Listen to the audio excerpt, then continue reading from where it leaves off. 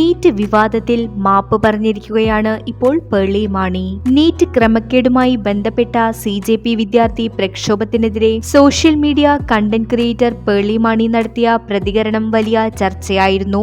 ഒരു ലക്ഷ്യവും ഒരു ജീവനേക്കാൾ വലുതല്ലെന്നും ജീവന് ഭീഷണിയുണ്ടെങ്കിൽ അവിടെ നിന്നും വിദ്യാർത്ഥികൾ മടങ്ങിപ്പോകണമെന്നും പേളി കുറിച്ചിരുന്നു.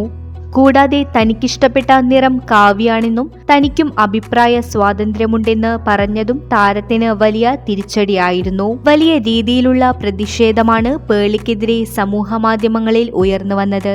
കൂടാതെ സമൂഹമാധ്യമത്തിലെ ഫോളോവേഴ്സിന്റെ എണ്ണവും കുറഞ്ഞിരിക്കുന്നു. ഇൻസ്റ്റഗ്രാമിൽ ഏകദേശം 4 ലക്ഷത്തോളം ഫോളോവേഴ്സിനെയാണ് പേളിക്ക് പ്രതികരണത്തിന് പിന്നാലെ നഷ്ടമായത്. യൂട്യൂബ് സബ്സ്ക്രൈബേഴ്സിന്റെ എണ്ണത്തിലും താരത്തിന് കുറവ് സംഭവിച്ചിരുന്നു. ഇപ്പോഴിതാ തന്റെ പ്രതികരണത്തിന് ശേഷമുണ്ടായ വിവാദങ്ങളിൽ വിശദീകരണവുമായി എത്തിയിരിക്കുകയാണ് പേളി മാണി.